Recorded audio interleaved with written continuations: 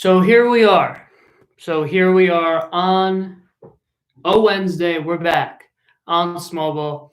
It's good to be here. We had a really cool show yesterday. We went long. We covered a lot of material. The second segment that I wrapped up with yesterday went quite a bit longer than I anticipated. So that's why yesterday's show was so long. Because of that, today's show is going to be a bit of a shorter show. Yesterday was about an hour and a half. So today, maybe we'll go 30, 40 minutes because a lot of what I was anticipating covering today, we actually got to yesterday. That said, we have a lot of cool stuff to talk about today. No guests on Small Ball today, unfortunately, but that's totally okay. We have a lot of stuff to talk about, a little bit more draft stuff to talk about. I'm also going to talk about some off-season related stuff. So here we go. And of course, as always, got to notify the world. And I would like to say, to my viewers out there, you people, if you could please, and we debuted the game that I like to call Take Your Pick a couple days back. What I ask is at any point during this show, if you have a Take Your Pick for me, be that, two current players, a past player and a current player, two past players, whatever the case may be, if you just have an idea of two players and you want me to pick which one I would prefer and then talk about it, and then maybe we can have an interactive discussion. Maybe you could even call into the show or whatever you want to do. Just drop that in the comments because I'd love to get some of these games a little bit more interactive, not necessarily with the guests that we have scheduled for that day, but if we could just be on the same page. If someone wants to just call in, right, or send in a question or something like that, or honestly any question that you have, because I do have a little bit of room to fill today because we don't have a guest. So if you have any kind of question that you want me to talk about or address, or if you have a Take Your Pick, so two players, I'll pick one, we'll talk about it. Feel free to do so. So I'm going to notify the world that we are live, of course. Just to point, I just want to point this out. I got my Dan's sweatshirt on today, in preparation for his MVP season. You got to load up on the gear. So here we go. We are live. Just going to notify, of course, the world as always. Now, a couple days ago, I did on MLB.com's top 150 draft prospect rankings list. I just went through the top 10 and I gave my not even opinion, just kind of a description, right, of each of those players, just to familiarize you guys and girls with the prospects that we're dealing with for this upcoming draft. Because I know that the draft, like I've talked about, is not very present in the media and in talk shows and things of that nature. So I just want to make sure everybody's kind of has at least, a primary understanding of who we're dealing with. So I'm going to go through another 10 guys. I'm not going to go, too deep and go all 150 or whatever the case may be. We're going to take it slowly because we have some time till the draft. I'm going to go through the next 10 guys, 11 through 20, and just kind of describe the player that a team would be getting, right? So number 11 on the list is Mick Abel. Oregon high school right-handed pitcher, good velo, sits like 93 to 95, kind of a complete pitcher, doesn't really have necessarily an out pitch at his disposal, but a very complete pitcher, not necessarily, the kind of guy that you're looking to be a frontline starter at some point, but a guy who's probably going to be productive. He throws a lot of strikes, which is, the sign of a high floor kind of guy. He's committed to Oregon State. And I think that this is kind of a guy that could fit nicely with, a Washington Nationals franchise, a team that's looking for a more dependable, more reliable starter. Jared Kelly, Texas right-handed high school kid, right-handed pitcher. I like Jared Kelly a lot. I think he's underrated. I think that when you put together his stuff, which features 93 to 96, very, very good movement on that fastball. He's touched 98, I believe, in his career, but good late life. And he has a really good feel for pitching, right? They talk about makeup and, sort of the almost intangible side of these prospects. He has a really, really good makeup as far as high school pitchers go. So if you combine that with the stuff, now, he throws a lot of strikes, but he can refine his command a little bit. Austin Hendrick is a high ceiling, low floor, left-handed outfielder from the high school ranks of Pennsylvania. He has big time pop, and he's athletic, right? He's one of these more dynamic power hitters rather than, kind of an old school big bopper. He's going to give you some speed. He's going to be able to run, and he's also going to be able to hit balls out of the yard. The question mark with him is he going to be able to make enough contact at the higher levels? Because he's been vastly inconsistent. Now, he's been very, very good with Team USA. He performed very, very well. But at times in high school, especially with wood bats, he has struggled a bit. So, again, high ceiling, low floor, unpredictable, but an opportunity to be one of the best players in this class. Nick Bitsko is another right-handed high school arm from Pennsylvania. Now, he's only 17. He's younger than most of the guys on this list. Big arm, 6'4", 220, sits 96. Like he just has big time velo. Hasn't really touched any higher than 97. I don't think. But the thing that I worry about with Bitsko is the pitchability. So kind of the opposite of Jared Kelly. He's pretty raw. He throws some strikes, but not, necessarily a pound the zone kind of guy. And I just don't know if his feel for pitching is where it needs to be, which is obviously something that with experience should improve.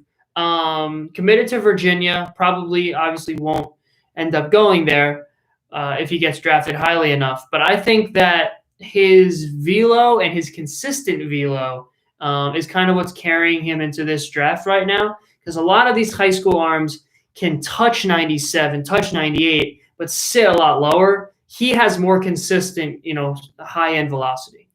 Ed Howard is number 15, shortstop, high school kid from Illinois. Now, maybe the highest floor of anyone in this draft, outside of an Austin Martin and, probably a Nick Gonzalez and maybe a Garrett Mitchell, some of those top end guys. But if he falls, Ed Howard, to, the back of the first round, this is the guy you're looking for if you want someone with a low floor, because he's a super athlete, and he's going to be able to defend at any level he plays at. He's gotten 60 grades in terms of fielding, just an all-around stud defensively, and he is a well-rounded hitter as well. His defense is definitely above his bat, but he's just super athletic.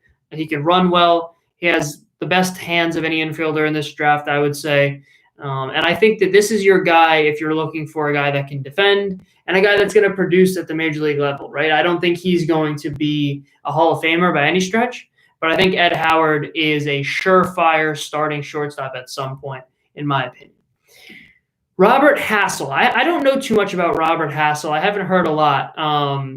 Left-handed outfield bat, also from Tennessee. High school kid.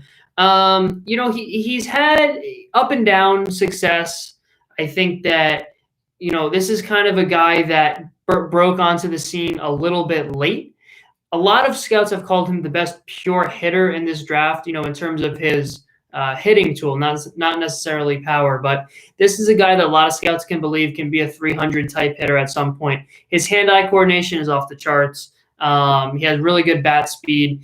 His power is a little bit shaky, but I think some scouts say that when he grows into his body a little bit, he's 6'2", 195 right now.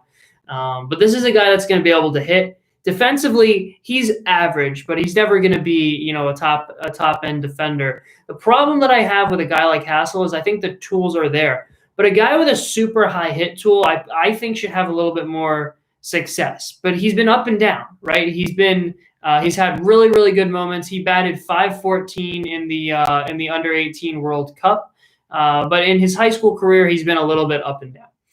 Patrick Bailey is the top catcher on MLB's list, which, there's always something to be said for the top catcher, right? Every team that needs a catcher is looking to get one in the first round, right? This is obviously a premium position, and the first round is where we see a lot of We see a cluster of catchers, right? There aren't usually a lot at the very, very top, but mid to late first round, a lot of catchers probably fall off the board.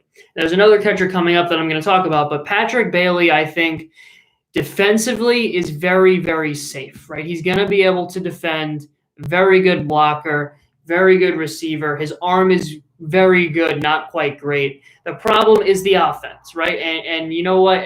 Obviously, we've talked about how important defense is behind the plate. So I think a lot of teams are going to be able to put up with a lack of offensive production from Patrick Bailey. This is a guy that, at the very least, is going to be a good backup at the major league level as a defensive replacement. And if he can hit, remotely well, I think this is a guy that is definitely going to bring a lot to the table defensively.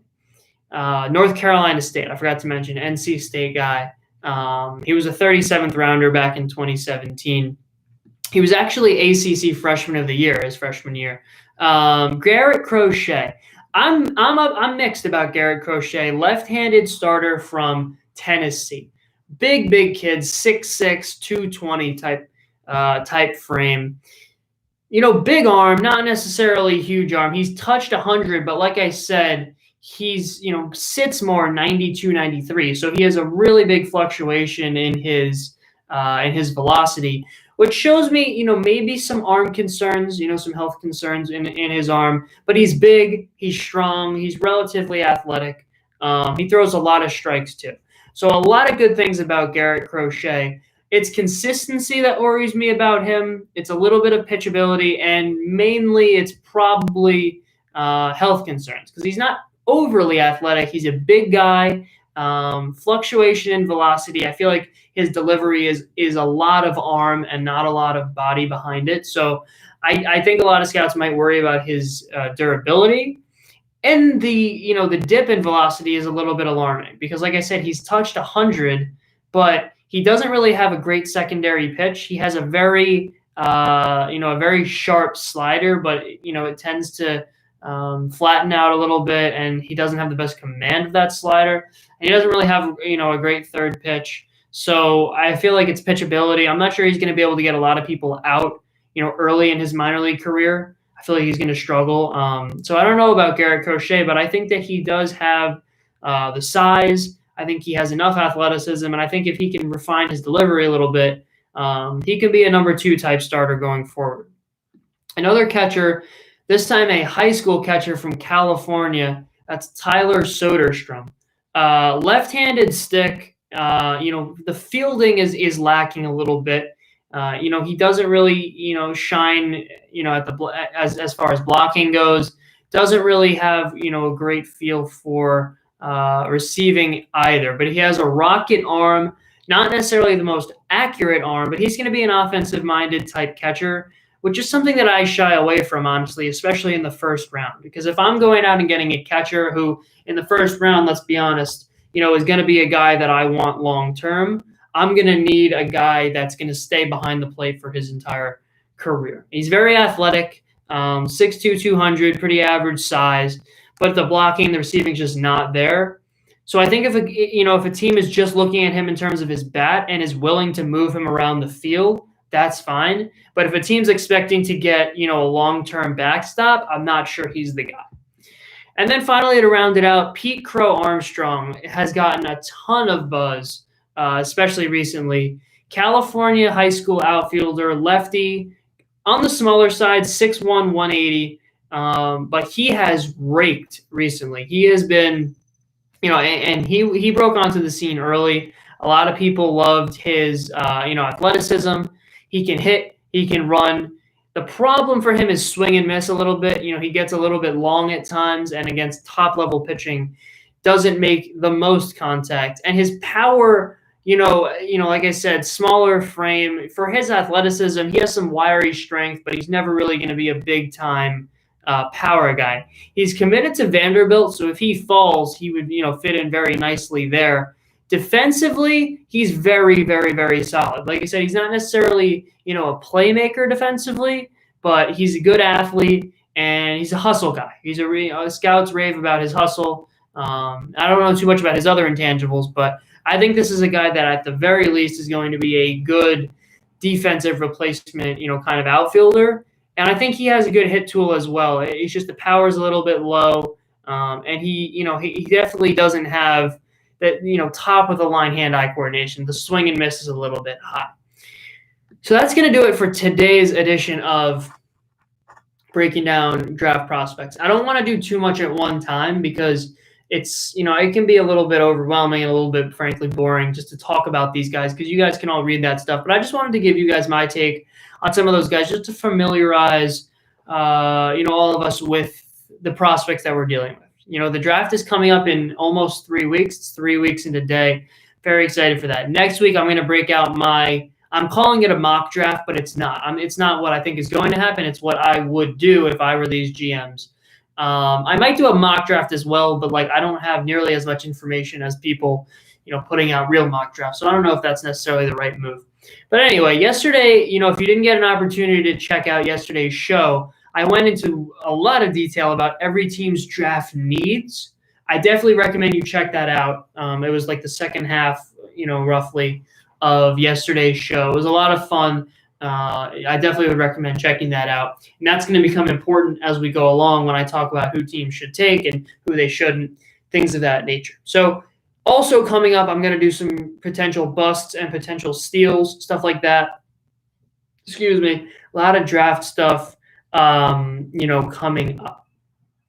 So I do want to get in Guess Who at some point. It's kind of a segment that I've been wanting to debut on the show. So if any of you are interested in coming on, let me know. We can do some Guess Who, stuff like that. Like I said, comment down below on this video if you have any questions for me, anything you want to cover, because I'm a little bit short on material today. So let me know if there's anything you want me to talk about. If you have a take your pick, definitely let me know of that as well.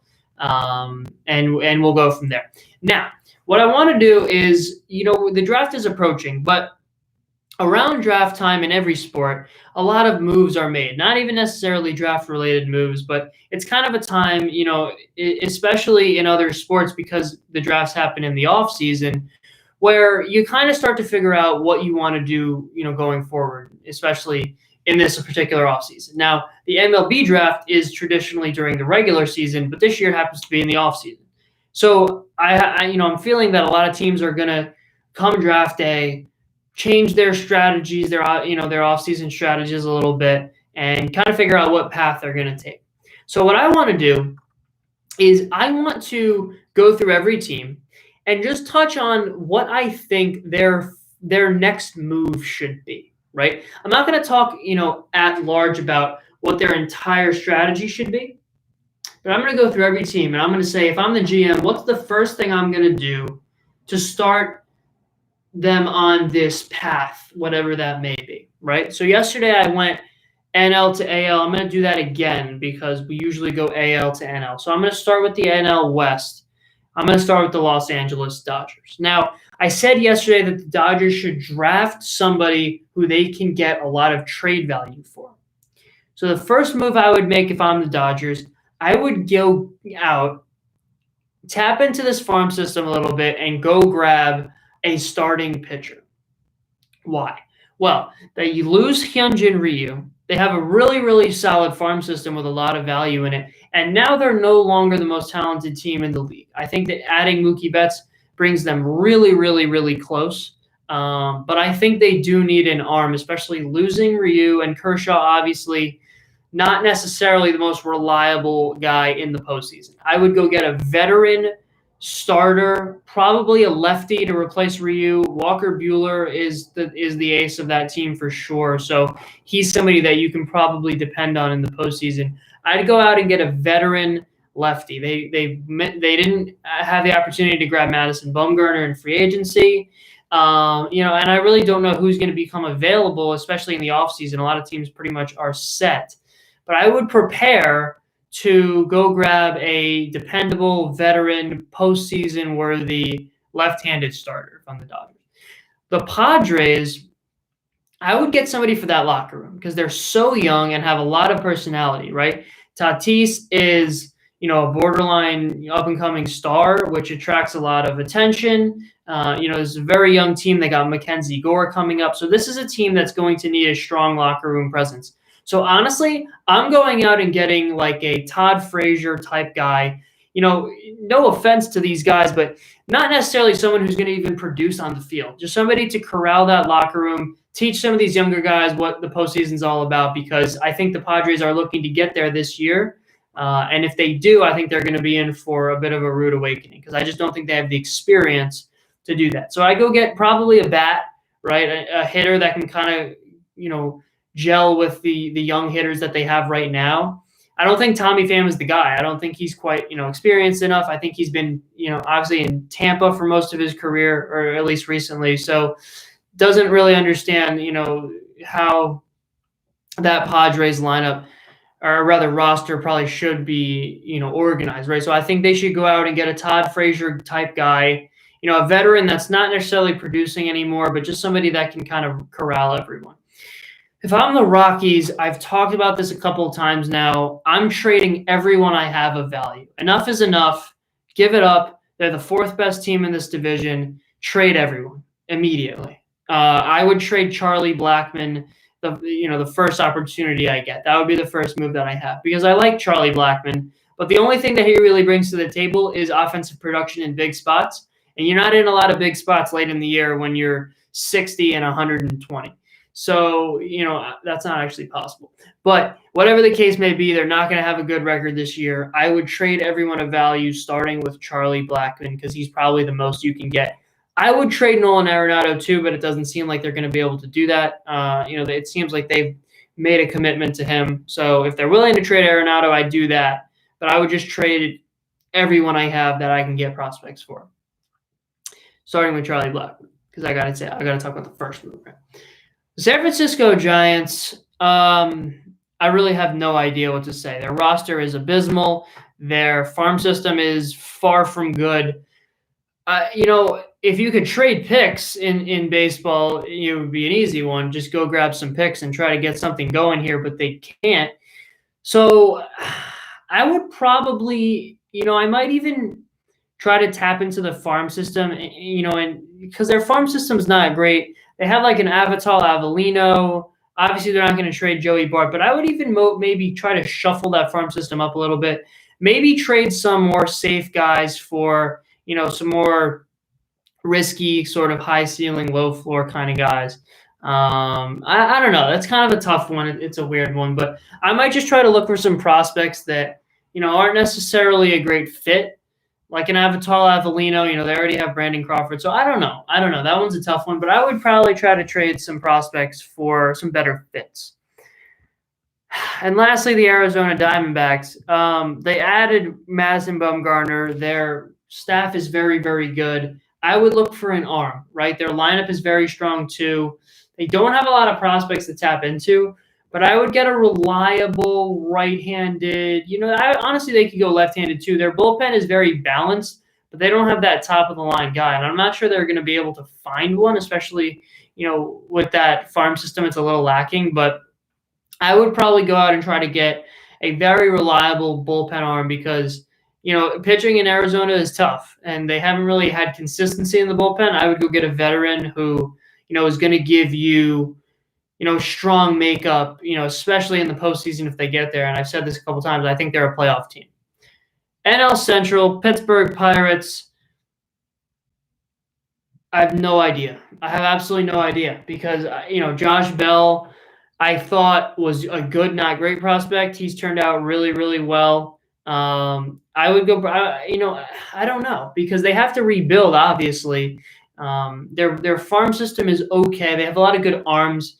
I try to maybe go out and get, a good offensive prospect, but they don't really have, maybe I'd trade Chris Archer, right? He hasn't really been getting the job done, and I love Chris Archer. I think, a lot of his character, a lot of his talent as well, but I don't think he really fits there. I think he should be on a team that is contending, right, and trying to make a push. So I'd probably trade Chris Archer for an offensive prospect. The Cardinals, they're really, really solid in the rotation, right? And they got Yadi behind the plate. So anybody that they pick up, on the pitching side of things is going to have some success. Now, they definitely don't need a bat because they're so deep offensively. I'd probably get a bullpen arm because Andrew Miller's been very up and down on the back end. So has Jordan Hicks. So I'd probably get a veteran type of reliever like an Andrew Miller to pair with him, hopefully a righty that can really, in the postseason, obviously, they didn't really have an opportunity in the postseason last year. They got kind of walloped by Washington. But if obviously if they're in some closer games there, they could definitely benefit from having a veteran righty bullpen arm, and they have some solid prospects that they can move around.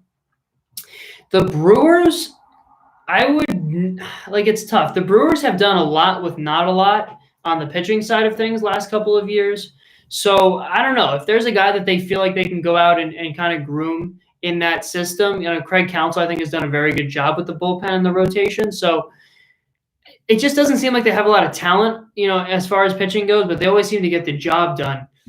They lose Yasmani Grandal, so they really don't have a lot of stability at catcher right now. If you can find somebody, at the catcher position, which is obviously very tough, especially at this point.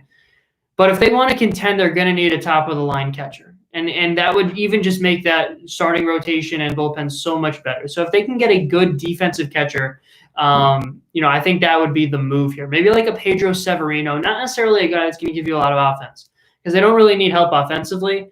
I think a Pedro Severino would be, an interesting fit in Milwaukee, and they have some prospects, especially pitching prospects, that they can move around. So I'd go look for a defensive catcher because right now what they have behind the plate is not necessarily a championship worthy situation. No offense to them.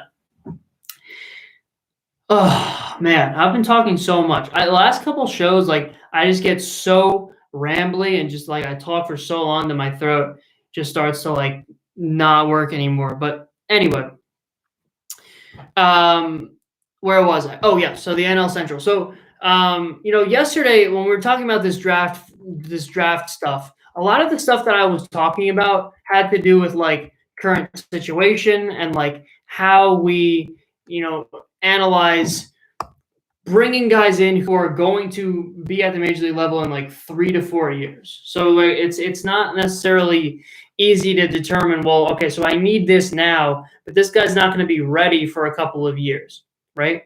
But with the Cincinnati Reds, we talked about this young team that isn't probably quite ready, as far as maturity goes to contend per se, but I think they're a playoff team. They have a lot of talent. And I think if they get somebody that's young that can be on the heels of these guys, right? So a super talented player that when Nick Senzel and Aristides Aquino and Luis Castillo are ready in their primes, there's another guy that can come up on their heels and just provide talent. And they have Joey Votto. They have Trevor Bauer. They have some guys that definitely give that roster a little bit more maturity. So I would go out and just get a super talented, young kind of maybe even an arm or something like that. I mean, they don't really need a lot because they have a lot coming up right now. But I think they could, benefit from trading a couple of those, younger guys that aren't really going to contribute to that culture, right? And maybe grab somebody that, when Nick Senzel and when Aquino and when Castillo are in their primes, they can become kind of the role models for, a guy that's a little bit younger than them. So I don't know who that might be. If there's a team that, is looking to deal some prospects and get some talent right now, I could see them maybe trading a Scott Schebler. I mean, they just don't really have – I wouldn't trade Votto for sure. I think they need him in the clubhouse. Maybe a Tucker Barnhart because he didn't really get the job done last year. So I don't know who they would trade, but I would go out and grab somebody who's going to be on the heels of those young guys they have now. Wow. See what I'm saying? Voice crack, but that's just what we got to deal with. And then the Chicago Cubs. I'd rebuild. I talked about this, a couple times now. I would trade Chris Bryant, and that would set off the rebuild. They're trying to remain relevant after that 2016 title. Not really working. They have a rookie manager now. Perfect opportunity for them to clear house, get young, and he can grow alongside his new players. I'd trade Chris Bryant. And at least the Mets, Who knows, honestly, because whoever they get is probably going to be underwhelming. No offense, but obviously that organization has struggled to, groom talent and produce high-end players. They need help defensively. They struggled a little bit defensively last year. Maybe just kind of a utility guy that they can plug in late in games. Offensively, if they can find a bat that's better than what they got now, obviously that would be good too because their offense is good, not great. But I would go grab like another Jed Lowry type, Jeff McNeil type guy that they can really move around because right now their utility guys aren't particularly good defenders. They're just versatile. And Alonso obviously, isn't a Gold Glover by any stretch. J.D. Davis, Ahmed Rosario. So these are guys that late in games, maybe even late in the season, can get a blow, defensively. So I would go grab like a Ben Zobrist type guy, something like that. The Phillies, you really can't bring in, a locker room leader because I think if they're gonna have success, I think Harper needs to be that guy. So it's tough, right? Because I think that is an organization that could use some stability in the locker room, but I think Harper just has to figure that out for himself. And I think he's actually beginning to do that. What I would do if I'm the Phillies is I would go and probably get an electric arm because they have a lot of fairly dependable arms right now. They had Zach Wheeler, Jake Arrieta, has had some postseason experience. I would go get somebody electric. Somebody that's really, tough to square up, right? Particularly a lefty. They could they could definitely benefit from having an electric left-handed arm, and they have a bunch of prospects they can move. The Miami Marlins, obviously, not in a great situation at the major league level, but they have a really good farm system. I would probably wait, until the deadline. Whoever's sort of having a good year, obviously Jesus Aguilar, might have some trade value. But if they can find somebody right now that another team likes, I think that they should probably try to go get another catching prospect because I'm not sure Jorge Alfaro is going to be able to stay there long term. And if the National League adopts the DH, anytime soon, I think he can fit in well there. He has a good arm, but he doesn't really move particularly well behind the plate. So if they can go out and grab another catching prospect, particularly one that's well-rounded defensively, I think that would be a good move for them. The Washington Nationals, coming off a World Series championship, look, if they can try to replace Anthony Rendon at third, obviously, that would be a good move. The reason why they were so successful last year, one of the reasons among many, is that they have a lot of youth and energy, and they have a lot of great locker room kind of guys. The one thing that's holding them back, I think, a little bit, which is interesting to say because they won a title, but they had the lowest bullpen ERA of any team in the league last year. So Daniel Hudson late in the year turned out to be a pretty valuable asset. Sean Doolittle probably will have a better year than he did last year, but I would go out and get a young electric bullpen arm. Maybe Edwin Diaz if he's not fitting in with the Mets. That's interdivisional, so I don't know if that's going to work out. But I would go get an electric, not necessarily dependable. He doesn't have to be because they have a lot of pieces they can move around. But I would go get an arm in the bullpen that they can bring in and try to go get a strikeout, something like that. They don't really have an electric bullpen arm right now. I'm going to cut it short here after I finish. I'm going to do the Braves, and then I'm actually going to save the rest of this, the AL, for another time. The Atlanta Braves, I think, could definitely benefit after, they lose Josh Donaldson. If they can go and get somebody who, it's tough. I think they might actually benefit from a little bit more pop. I think Acuna is going to have a down year. I mean, I've talked about this a couple times. I think he's going to come down a little bit from where he was last year. Freddie Freeman's a great left-handed bat, but, I don't necessarily know if he's, I think he might be a little bit past his prime, just a hair. I think like an Adam Duvall type guy from the right side, they could really benefit from getting somebody like that from the left side. They're really deep. They have a lot of great, versatile bench guys like a Charlie Culberson, like an Adam Duvall. They don't need help defensively. They're a great defensive team. I think they can benefit from a left Travis d'Arnaud. They're shaky there. If they can get a defensive replacement catcher, that would be good too. But I just think that their culture is really good, but they're well coached. I think that, Travis d'Arnaud is adequate. So if they can't find a bench bat, like a Jay Bruce kind of guy, that's going to do it for today's show. I told you I was gonna keep it a little short today because yesterday went long. Like I said, a lot of stuff coming up. I'm going to try to introduce Guess Who soon.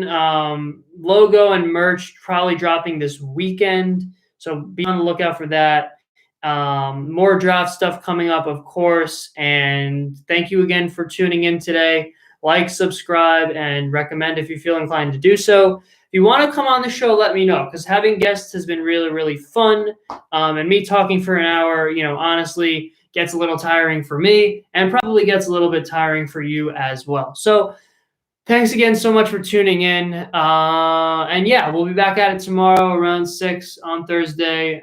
This Monday, Tuesday, Wednesday, Thursday schedule is cool, but I think once the season starts, it might change a little bit. We'll probably try to do a show on Sundays. So thanks again for watching. Have a healthy, happy, and safe rest of your Wednesday.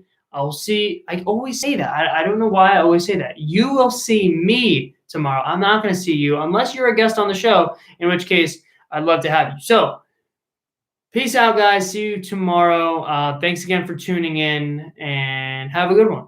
Peace.